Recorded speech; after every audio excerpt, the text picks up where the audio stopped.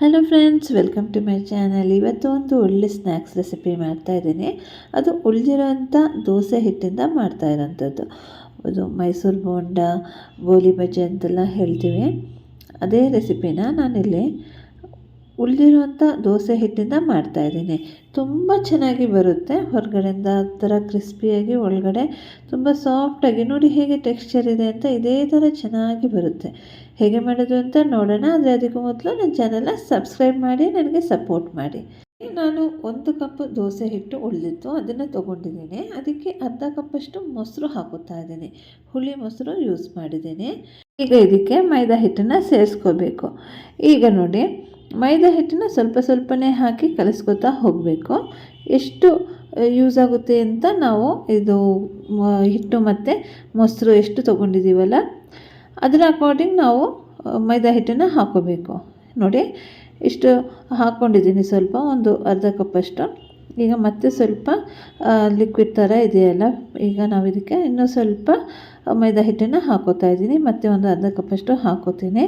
ನೋಡಿ, ಸ್ವಲ್ಪ ಗಟ್ಟಿಯಾಗಬೇಕು. ನಾವಿನ್ನೂ ಹಿಟ್ಟು ಕಲಸಿರ್ತೀವಲ್ಲ, ಅದು ಸ್ವಲ್ಪ ತಿಕ್ಕಾಗಿರಬೇಕು, ಜಾಸ್ತಿ ಅಲ್ಲ, ಸ್ವಲ್ಪನೇ ತಿಕ್ಕಾಗಿರಬೇಕು. ಅದಕ್ಕೋಸ್ಕರ ಮತ್ತೆ ಒಂದು ಅರ್ಧ ಕಪ್ಪಷ್ಟು ಹಿಟ್ಟನ್ನು ನೋಡಿಕೊಂಡು ಹಾಕೋತಾ ಇದ್ದೀನಿ. ಒಂದೇ ಸಲ ಹಿಟ್ಟನ್ನು ಹಾಕೋಬಾರ್ದು, ಸ್ವಲ್ಪ ಸ್ವಲ್ಪನೇ ಹಾಕಿ ಕಲಿಸ್ಕೊತಾ ಹೋಗ್ತಾ ಇರಬೇಕು. ಆವಾಗ ಗೊತ್ತಾಗುತ್ತೆ. ನೋಡಿ, ಈ ಥರ ಬೀಳಬೇಕು. ಕೈಯಲ್ಲಿ ಹಿಟ್ಟು ಇಟ್ಕೊಂಡ್ರೆ ಈ ಥರ ಬೀಳಬೇಕು. ಆವಾಗ ಕರೆಕ್ಟಾಗಿದೆ ಹಿಟ್ಟು ಅಂತ, ಕರೆಕ್ಟ್ ಕನ್ಸಿಸ್ಟೆನ್ಸಿಯಲ್ಲೇ ಇದೆ. ಈಗ ಇದಕ್ಕೆ ನೋಡಿ, ಉಪ್ಪು ಮತ್ತು ಮಸಾಲೆಗಳನ್ನೆಲ್ಲ ಹಾಕೋತೇನೆ. ಯಾಕಂದರೆ ಇಲ್ಲಿ ನಾನು ಹಿಟ್ಟು ಕರೆಕ್ಟ್ ಕನ್ಸಿಸ್ಟೆನ್ಸಿಗೆ ತಂದ ನಂತರ ಇದು ಮಸಾಲೆಗಳನ್ನೆಲ್ಲ ಹಾಕೊಳ್ಳೋದು. ನೋಡಿ, ಇಲ್ಲಿ ಫ್ಲೋರ್ ಸ್ವಲ್ಪ ಕ್ಲೀನ್ ಮಾಡ್ಕೋತೀನಿ. ಸ್ವಲ್ಪ ಹಿಟ್ಟೆಲ್ಲ ಆಗಿತ್ತಲ್ಲ, ಅದನ್ನೆಲ್ಲ ತೆಗೆದೆ. ಈಗ ಸ್ವಲ್ಪ ಉಪ್ಪು ಹಾಕ್ಕೊಂಡಿದ್ದೀನಿ. ನಂತರ ಒಂದು ಅರ್ಧ ಟೀ ಸ್ಪೂನಷ್ಟು ಸಕ್ಕರೆ ಹಾಕೋತಾ ಇದ್ದೀನಿ. ಮತ್ತು ಗ್ರೀನ್ ಚಿಲ್ಲಿನ ಸಣ್ಣಗೆ ಕಟ್ ಮಾಡಿ ಹಾಕ್ಕೊಂಡಿದ್ದೀನಿ. ಮತ್ತು ಧನಿಯಾ ಸೊಪ್ಪನ್ನು ಕೂಡ ಹಾಕಿದ್ದೀನಿ, ಅದು ಕೂಡ ಸಣ್ಣಗೆ ಕಟ್ ಮಾಡಿದ್ದೀನಿ. ನಂತರ ಸ್ವಲ್ಪ ಒಂದು ಅರ್ಧ ಟೀ ಸ್ಪೂನಷ್ಟು ಜೀರಿಗೆ ಹಾಕಿ ಈಗ ನೋಡಿ ಚೆನ್ನಾಗಿ ಬೀಟ್ ಮಾಡ್ಕೋಬೇಕು. ಈ ಥರ ಇದು ದೋಸೆ ಹಿಟ್ಟಿಂದ ಮಾಡ್ತಾ ಇರೋದ್ರಿಂದ ತುಂಬ ಚೆನ್ನಾಗಿ ಬರುತ್ತೆ. ಗೋಲಿ ಬಜ್ಜಿ ತುಂಬ ಚೆನ್ನಾಗಾಗುತ್ತೆ. ಒಂದ್ಸಲ ಟ್ರೈ ಮಾಡಿ ನೋಡಿ. ಚೆನ್ನಾಗಿ ಮಿಕ್ಸ್ ಮಾಡೈತಲ್ಲ. ಇಲ್ಲಿ ನಾನು ಸೋಡಾ ಏನು ಹಾಕಿಲ್ಲ, ಯಾಕಂದರೆ ದೋಸೆ ಹಿಟ್ಟಲ್ಲಿ ಆಲ್ರೆಡಿ ಸೋಡಾ ಇರುತ್ತಲ್ಲ, ಅದಕ್ಕೋಸ್ಕರ ಹಾಕಿಲ್ಲ. ಇದು ಸಂಜೆ ಮಾಡೋದು ಅಂತಾದರೆ ಇದನ್ನು ನಾವು ಮಿಕ್ಸರ್ನ ಸ್ವಲ್ಪ ಬೆಳಗ್ಗೆನೇ ರೆಡಿ ಮಾಡಿ ಇಟ್ಕೊಂಡ್ರೆ ತುಂಬ ಚೆನ್ನಾಗಾಗುತ್ತೆ.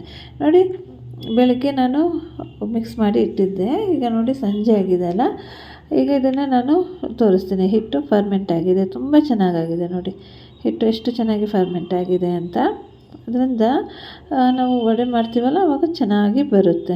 ನೋಡಿ, ಎಷ್ಟು ಚೆನ್ನಾಗಿ ಆಗಿದೆ ಅಲ್ಲ. ಈಗ ಎಣ್ಣೆ ಬಿಸಿ ಆಗೋಕ್ಕೆ ಇಟ್ಟಿದ್ದೀನಿ. ಇಲ್ಲಿ ಸ್ವಲ್ಪ ಎಣ್ಣೆ ತೊಗೊಂಡಿದ್ದೀನಿ, ಅದನ್ನು ಸ್ವಲ್ಪ ಬಿಸಿ ಮಾಡ್ಕೊಂಡಿದ್ದೀನಿ. ತುಂಬ ಜಾಸ್ತಿ ಹೈ ಫ್ಲೇಮಲ್ಲೇನೂ ಬಿಸಿಯಾಗಿರಬಾರ್ದು. ನೋಡಿ, ಎಣ್ಣೆ ಬಿಸಿಯಾಗಿದೆ ಅಂತ ನೋಡ್ತೀನಿ. ನೋಡಿ, ಸ್ವಲ್ಪ ಹಿಟ್ಟನ್ನು ಹಾಕಿದಾಗ ಹಿಟ್ಟು ನೋಡಿ ಹೇಗೆ ಮೇಲೆ ಬಂದಿದೆ ಅಲ್ಲ, ಈ ಥರ ಅದಾಗಿ ಹೀಗೆ ಮೇಲೆ ಬರುತ್ತಲ್ಲ, ಆವಾಗ ಹಿಟ್ಟು ಕರೆಕ್ಟಾಗಿ ಆಗಿದೆ. ಹಿಟ್ಟು ಕರೆಕ್ಟ್ ಟೆಕ್ಸ್ಚರಲ್ಲಿದೆ ಅಂತ. ಈಗ ನೋಡಿ, ಸ್ವಲ್ಪ ಸ್ವಲ್ಪನೇ ಹಿಟ್ಟನ್ನು ತೆಗೆದು ಎಣ್ಣೆಯಲ್ಲಿ ಬಿಡ್ತಾಯಿದ್ದೀನಿ. ನೋಡಿ, ಅದಾಗೇ ಮೇಲೆ ಬರುತ್ತೆ. ನೋಡಿ, ಹಿಟ್ಟು ಹಾಕ್ತಿದ್ದಾಗೇ ಹೀಗೆ ಉಕ್ಕೊಂಡಿದೆ ಅಂತ. ಇದು ಕರೆಕ್ಟ್ ಟೆಕ್ಸ್ಚರಲ್ಲಿದೆ ಅಂತ. ಈಗ ಇದನ್ನು ಈ ಥರ ಎಷ್ಟು ಓವರ್ ಹಾಕಬೇಡಿ, ಸ್ವಲ್ಪ ಸ್ಪೇಷಿಯಸ್ ಆಗಿರಲಿ, ಆ ಥರ ಹಾಕ್ಕೋಬೇಕು. ಈಗ ಮೀಡಿಯಮ್ ಫ್ಲೇಮಲ್ಲೇ ಇಟ್ಟು ಚೆನ್ನಾಗಿ ಸ್ಟರ್ ಮಾಡ್ಕೊತಾ ಫ್ರೈ ಮಾಡ್ಕೋಬೇಕು. ಯಾಕಂದರೆ ಎಲ್ಲ ಈವನಾಗಿ ಕಲರ್ ಬರಬೇಕಲ್ಲ, ಅದಕ್ಕೋಸ್ಕರ. ನೋಡಿ, ಈ ಥರ ಸ್ಲೋಲಿ ಕಲರ್ ಬರುತ್ತೆ, ಚೇಂಜ್ ಆಗ್ತಾ ಬರುತ್ತೆ. ಆವಾಗ ಇದನ್ನು ತೆಗೆದ್ರೆ ಆಗುತ್ತೆ. ನಮ್ಮ ಮೈಸೂರು ಬೋಂಡ ಅಥವಾ ಗೋಲಿ ಬಜ್ಜಿ ರೆಡಿಯಾಗಿದೆ ಸರ್ವ್ ಮಾಡೋಕ್ಕೆ. ನೀವು ಮಾಡಿ ಒಂದ್ಸಲ, ನನಗೆ ಕಮೆಂಟ್ ಮಾಡಿ ತಿಳಿಸಿ ಹೇಗಿತ್ತು ಅಂತ. ಮತ್ತು ಸಬ್ಸ್ಕ್ರೈಬ್ ಮಾಡೋದನ್ನು ಮರಿಬೇಡಿ, ತಪ್ಪದೆ ಸಬ್ಸ್ಕ್ರೈಬ್ ಮಾಡಿ. ನೋಡಿ, ಮತ್ತೆ ಉಳಿದಿರೋಂಥ ಹಿಟ್ಟನ್ನು ಕೂಡ ಇದೇ ಥರ ಹಾಕೋತಾ ಇದ್ದೀನಿ. ಇದನ್ನು ಚಟ್ನಿ ಜೊತೆ ಸರ್ವ್ ಮಾಡಬೇಕು, ತುಂಬ ಚೆನ್ನಾಗಾಗುತ್ತೆ. ನೋಡಿ, ಮತ್ತೆ ಹಿಟ್ಟಿರೋದನ್ನೆಲ್ಲ ಇದೇ ಥರ ಫ್ರೈ ಮಾಡಿ ತೆಗಿತಾ ಇದ್ದೀನಿ. ಮತ್ತು ನೋಡಿ, ಇಲ್ಲಿ ನಾನು ತೋರಿಸ್ತೀನಿ ಯಾವ ಥರ ಆಗಿದೆ ಅಂತ. ಒಳಗಡೆ ಕಟ್ ಮಾಡಿ ತೋರಿಸ್ತೀನಿ, ಒಳಗಡೆ ಹೇಗಿದೆ ಅಂತ. ನೋಡಿ, ಬಿಸಿ ಬಿಸಿ ಗೋಲಿ ಬಜ್ಜಿ ಈ ಥರ ಸರ್ವ್ ಮಾಡಬೇಕು ಸಂಜೆ ಚಹಾದ ಜೊತೆ. ತುಂಬ ಚೆನ್ನಾಗಾಗುತ್ತೆ ತಿನ್ನೋಕ್ಕೆ. ನೋಡಿ, ಎಷ್ಟು ಚೆನ್ನಾಗಾಗಿದೆ ಅಲ್ಲ. ಈಗ ಇದನ್ನು ಕಟ್ ಮಾಡಿ ತೋರಿಸ್ತೇನೆ ನೋಡಿ, ಒಳಗಡೆಯಿಂದ ಹೇಗಿದೆ ಅಂತ.